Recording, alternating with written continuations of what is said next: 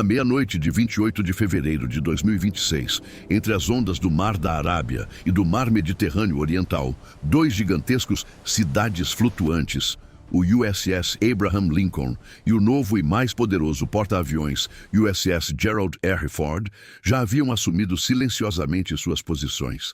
Na sala de guerra em Washington, um general falou ao microfone. Sua voz, criptografada, ecoou diretamente no Mediterrâneo, dentro do USS Ford.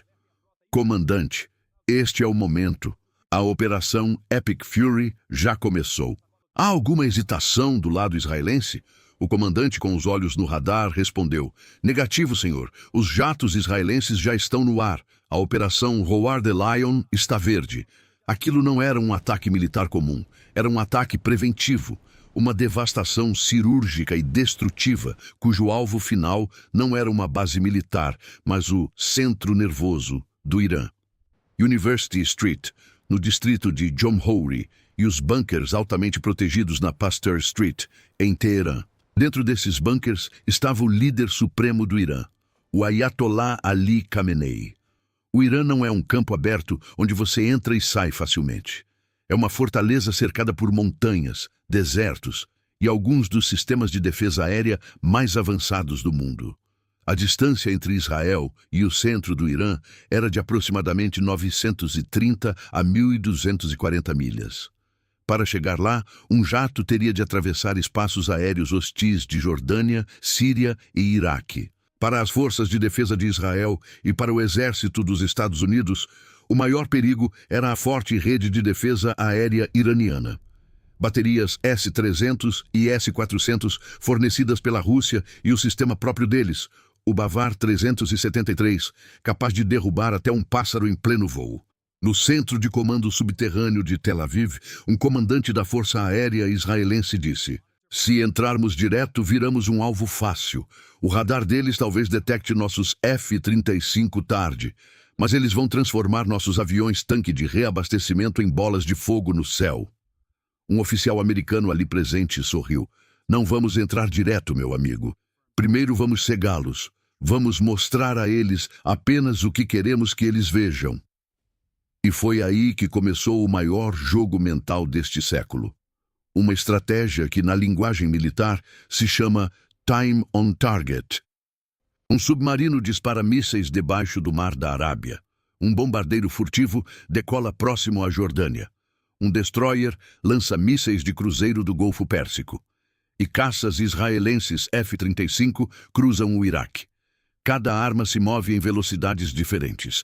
Percorre distâncias diferentes, mas os cálculos foram tão precisos que os mísseis de cruzeiro americanos e as bombas guiadas dos jatos israelenses atingiram, no mesmo segundo e no mesmo instante, alvos em Karaj, Qom, Kermanshah e Isfahan, sem um segundo de atraso.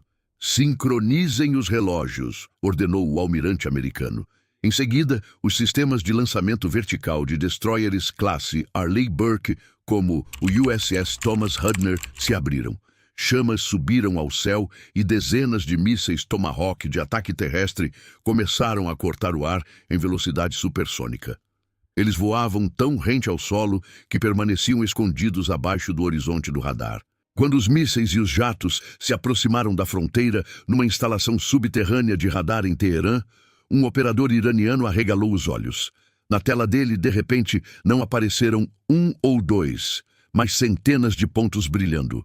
Comandante, senhor, gritou o operador já suando. Alvos não identificados, mais de 100 jatos vindo diretamente em direção a Teherã. O comandante olhou para a tela e ficou sem ar. É um ataque. Trave neles. Atirem em tudo. Coloquem os sistemas de energia online agora. Mas eles não sabiam que estavam atirando no ar. As forças americanas haviam injetado dados falsos por meio de satélites e aeronaves de guerra eletrônica. E aqueles centenas de jatos que apareciam no radar não eram caças reais. Eram pequenos drones isca, que no radar parecem um grande esquadrão de F-15 ou F-16. Assim que a defesa aérea iraniana ligou seus sistemas e disparou mísseis contra os iscas, eles entregaram a própria localização. O caçador virou presa. Do céu, caças furtivos de quinta geração, F-35 israelenses e americanos e F-22 Raptor, que até então estavam totalmente invisíveis, lançaram seus mísseis anti-radiação. No instante seguinte, toda a rede de defesa aérea do Irã estava severamente destruída. O ataque foi preparado em 3 ondas diferentes, com uma precisão que deixaria o mundo inteiro sem reação. Primeiro, posições de mísseis superfície-ar e instalações de radar em Ilam, Khuzestan e ao redor de Teherã foram reduzidas a cinzas.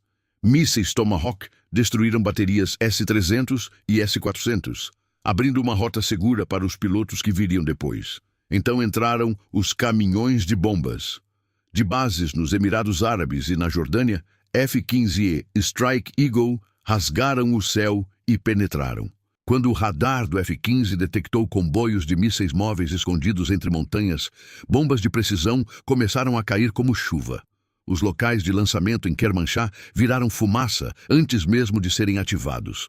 Fox 3, alvo destruído, disse um piloto americano no rádio. Os jatos voltavam aos aviões-tanque, reabasteciam milhares de libras de combustível e partiam de novo para atacar. Agora era a hora da arma mais perigosa. As balas de prata da Força Aérea dos Estados Unidos. Os bombardeiros furtivos B-2, Spirit. O alvo eram instalações nucleares profundamente subterrâneas e indústrias militares de alto valor. Isfahan, centro do programa nuclear e de drones do Irã, e o polo industrial e aeroespacial de Karaj foram despedaçados. Os B-2 lançaram bombas pesadas e sacudiram até bunkers subterrâneos considerados entre os mais seguros do mundo. E no meio disso, a cada 30 segundos, um novo jato era lançado do Mar da Arábia. Aeronaves E-2 Hawkeye circulavam no ar coordenando o tráfego de centenas de jatos. O céu estava cheio de cinzas. Nas ruas de Teherã e Isfahan só se ouviam sirenes. No USS Ford, o comandante recebeu uma mensagem. O complexo da Pasteur Street foi completamente destruído, alvo neutralizado. Uma onda de comemoração percorreu o centro de comando. Eles tinham feito o que parecia impossível, mas a maior e oficial confirmação veio na manhã de 28 de fevereiro. A transmissão normal da TV estatal iraniana foi interrompida. Versículos do Alcorão apareceram na tela, e um apresentador, com o rosto carregado de tristeza, deu a notícia que abalou o mundo. O líder supremo do Irã foi martirizado. A notícia era considerada certa. O Ayatollah Ali Khamenei, de 86 anos, que governou o Irã com mão firme por cerca de 37 anos, tinha sido morto em seu complexo de escritório. Assim que a morte foi confirmada, o Irã tirou suas armas mais assustadoras do arsenal em chamas de vingança. O Irã não tinha falta de armamentos. A defesa aérea podia ter sido quebrada, mas milhares de drones e mísseis balísticos de longo alcance ainda existiam. A Operação Truthful Promise foi iniciada. Todo o Oriente Médio virou uma zona de guerra aberta. Mísseis balísticos iranianos não miraram apenas Israel. Miraram também aliados regionais dos EUA. Mísseis atingiram a base aérea de Al-Dafra, nos Emirados Árabes Unidos. O quartel-general naval americano no Bahrein foi atingido diretamente. Nos céus do Catar e do Kuwait, bolas de fogo explodiam, e os espaços aéreos foram totalmente fechados. Do lado de Israel, a situação era ainda mais grave. Sirenes tocavam sobre Tel Aviv e Jerusalém. O Iron Dome, o David's Sling e o sistema Arrow 3 disparavam continuamente contra os mísseis no céu. O primeiro-ministro israelense, Benjamin Netanyahu, entrou ao vivo e disse: "Aos cidadãos de Israel e aos nossos inimigos em todo o mundo, hoje cumprimos nossa promessa. A Operação Roar the Lion não foi apenas um ataque militar. Foi uma declaração. O Ayatollah Ali Khamenei, que por décadas jurou apagar Israel do mapa, hoje teve seu império de terror reduzido a pó."